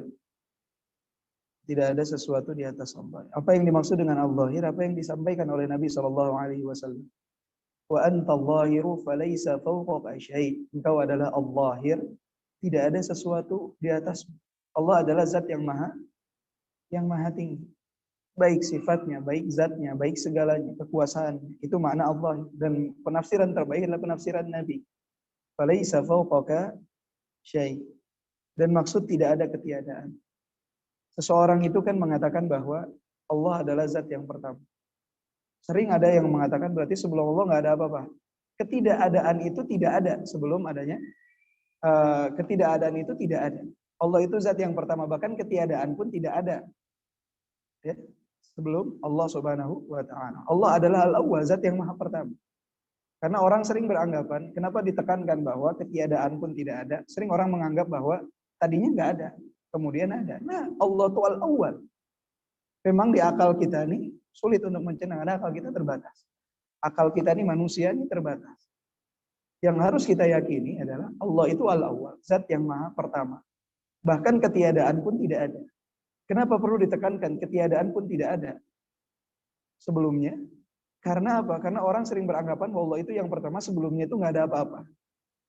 Contohnya nih, mohon maaf untuk mendekatkan pemahaman saja. Saya orang pertama yang ada di masjid ini misalnya. Berarti sebelum ada saya masjidnya apa? Kosong kan? Nah ini nih nggak berlaku dengan alam semesta ini. Allah adalah zat yang maha pertama. Ketiadaan itu nggak ada. Ketiadaan pun tidak ada sebelum. Ketiadaan pun tidak ada sebelum. Jadi jangan dipikirkan bahwa sebelum ada Allah berarti nggak ada apa-apa.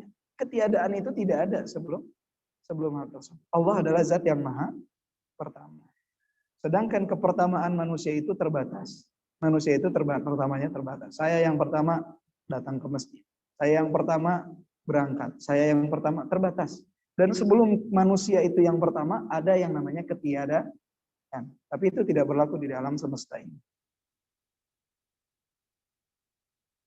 Ustaz, Allah Maha Pengampun. Nah, apa tanda-tanda dosa diampunkan? Walaupun orang itu telah melakukan dosa-dosa. Bertobat. Ibu, siapa yang melakukan dosa, saya, kita semua bertobat. Jangan pernah putus asa atas rahmat Allah. Kecintaan syaitan adalah ketika seorang hamba itu putus asa atas rahmat Allah. Allah rahmatnya jauh lebih besar dari dosa-dosa yang kita lakukan selama kita bertobat kepada Allah Subhanahu wa taala. Kita melakukan dosa besar, kita melakukan dosa yang dahsyat, ketahuilah ampunan Allah jauh lebih besar dari dosa yang kita lakukan. Bertobat. Kita yakin, kita menyesali, berjanji tidak akan melakukannya lagi. Kemudian isi hari-hari kita dengan ketaatan, beristighfar kepada Allah, maka tanda Allah mengampuni dosa kita adalah ketika kita semakin dekat dengan Allah Subhanahu wa taala. Dan terus jangan pernah berhenti untuk berdoa meminta ampunan. Karena itu adalah penyelamat kita dari adab Allah Subhanahu wa taala. Penghalang adab Allah turun itu kan dua. Yang pertama apa? Penghalang adab Allah turun itu dua. Yang pertama apa? Ibu, penghalang adab Allah turun itu ada dua. Apa itu? Yang pertama apa? Adanya Rasulullah Sallallahu Alaihi Wasallam. Yang kedua adalah istighfarnya seorang hamba kepada Allah Subhanahu wa taala. Ketika Rasulullah Sallallahu Alaihi Wasallam telah wafat, maka tinggal satu yang jadi penghalang kita dari adab Allah, yaitu istighfar kepada Allah Subhanahu wa taala.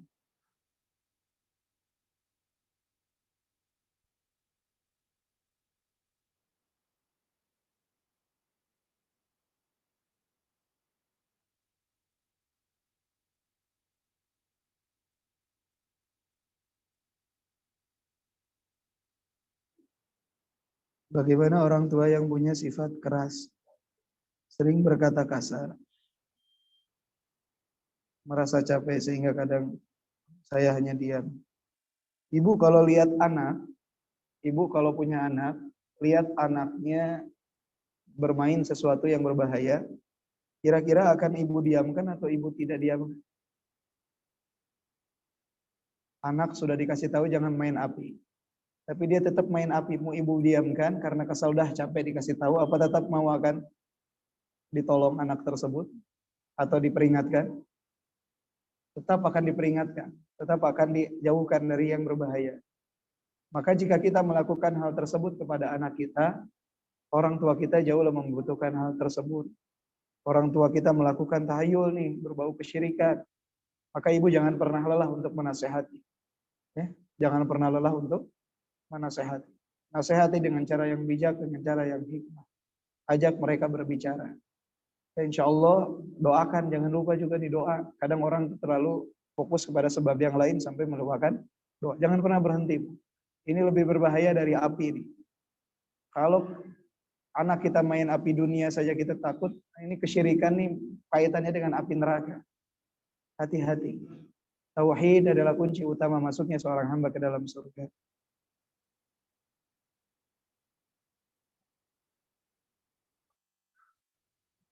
Ada ustadz yang berpendapat bahwa Allah tidak boleh dimanai beristiwa di arsy karena menyamakan dengan sifat makhluk yang membutuhkan tempat dan ruang.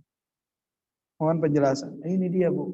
Kendala kita itu adalah ketika kita membaca Al-Quran, Ar-Rahman ala arsy istawa, Allah beristawa di atas arsy, harusnya kita itu mengimani saja. Bukan malah bertanya, Allah beristawa di atas arsy. Berarti Allah butuh kepada arsy. Siapa yang bilang Allah butuh kepada arsy? Allah itu ada sebelum adanya arsy. Ketika kita mengatakan Allah beristawa di atas arsy, bukan berarti kita mengilzamkan Allah butuh kepada tempat. Nah, sama sekali tidak. Allah nggak butuh. Allah tidak butuh kepada tempat.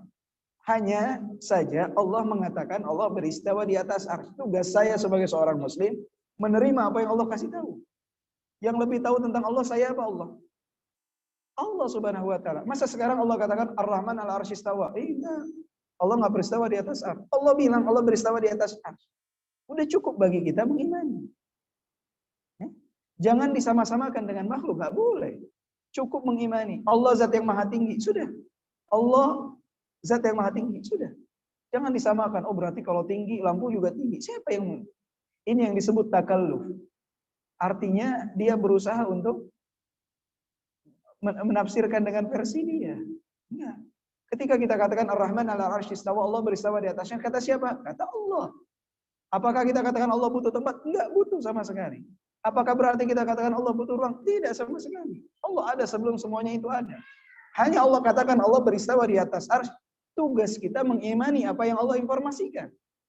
Makanya akidah Ahlussunnah wal Jamaah itu mengimani apa yang disampaikan oleh Allah dan Rasulnya tentang sifat Allah Subhanahu wa taala. Tanpa takyif, tanpa tahrif, enggak dibagaimanakan, enggak dipalingkan maknanya. Iya. Makanya ketika ada seseorang datang kepada Imam Malik berkata, "Wahai Imam, bagaimana istawa tersebut?" Kata Imam Malik Ibn Anas, "Al-istiwa ma'lum." Yang namanya istiwa itu diketahui. Was-su'al majhul. Dan pertanyaan gimana? Wal kaif majhul. Gimananya ini enggak diketahui. Rahasianya Allah Subhanahu wa taala. Was-su'alu 'anhu bid'ah, dan pertanyaan semacam ini pertanyaan bid'ah, pertanyaan yang diada-adakan. Khrijuhu, kata Imam Malik, keluarkan dia dari majelis. Enggak boleh bertanya gimana. Ya udah, apa yang Allah sampaikan udah imani, selesai. Ini enggak usah repot. Kita tidak usah capek.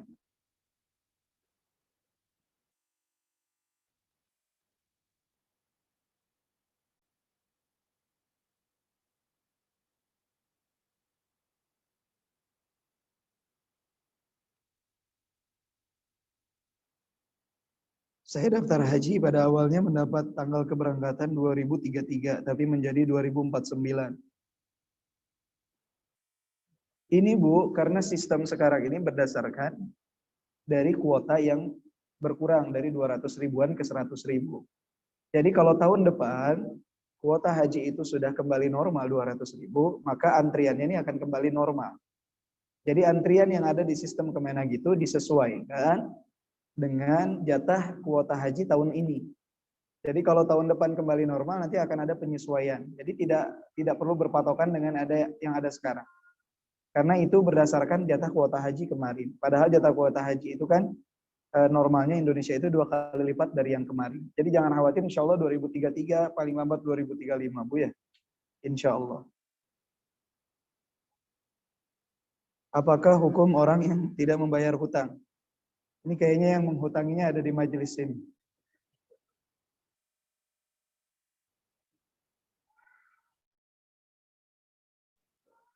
Ya, itu sesuatu yang menyedihkan. Memang zaman sekarang kita berhadapan dengan orang yang berhutang. Ibarat kita mau minjem, bukan minjem uang bahkan, kayak mau minta uang. Assalamualaikum tidak dibalas, hadirin saja. Kita ngomong panjang lebar dengan al-afwan, al-afu minkum. Jazakallah khairan. Apa sudah ada pembayaran, cuman dibalas dengan mengirimkan tanda bukti transfer. Hilang yang namanya adab dan akhlak. Orang banyak beranggapan dia itu mulia, muazzaz mukarram. Mulia itu namanya qillatul adab, kurangnya adab dari seseorang. Seorang muslim itu harus punya adab, etika, apalagi kepada orang yang telah membantunya menghutangi dia. Ketika kita tidak mampu membayar, komunikasikan. Jangan lari dari kenyataan. Telepon tidak diangkat, WA tidak dibalas. Ini penyakit zaman sekarang. Ya. Dan ketika memintanya penuh dengan kesedihan. Ketika ditagihnya penuh dengan kegarangan, subhanallah. Ya. Jangan, ada bedanya antara mulia dengan kurangnya adab, itu ada bedanya. Ya. Orang sekarang menganggap saya ini mulia, saya ini memang berhutang tapi saya nggak mau dihinakan. Nggak ada yang menghinakan. Orang nanya baik-baik, apa kabar, bagaimana dengan hutang, jawab, waalaikumsalam, jazakallahu khair, antum sudah kasih waktu kepada anak. Ini bukti transfernya, alhamdulillah sekarang mohon maaf baru bisa bayar sekian, kan enak ya. Enak gak seperti itu? Itu tandanya orang yang dihutang itu memiliki adab. Tapi kalau dibalik, insya Allah kedepannya orang tersebut akan sulit untuk mendapatkan pinjaman karena akhlak buruk tersebut. Nggak boleh seperti itu. Ya. Hukumnya dia akan tergantung dengan hutangnya. Dia akan tergantung dengan hutang. Mengerikan ya. Karena itu berkaitan dengan hak makhluk. Kecuali jika diikhlaskan oleh makhluk tersebut.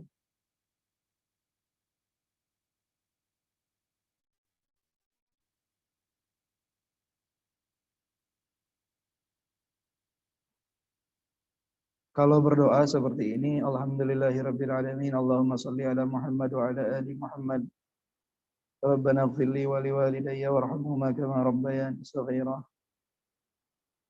Rabbana ighfir li. Rabbi ighfir li. Wa sallallahu ala Muhammad wa ala ali Muhammad walhamdulillahirabbil alamin. Boleh tidak? Boleh-boleh saja. Bahkan disunahkan seseorang itu ketika berdoa itu memulai dengan memuji Allah. Jadi ibu sebelum berdoa puji Allah, sebutkan asma dan asmaul husnanya Allah Subhanahu wa taala. Ya puji Allah, la ilaha illa anta subhanak. Puji Allah dengan pujian la ilaha illallah wahdahu la syarika lahul mulk wa lahul hamdu. Puji Allah. Kemudian bersalawat kepada Nabi. Ini adalah sebab diijabahnya doa. Seseorang memulai doa dengan memuji dan bersalawat kepada Nabi baru berdoa.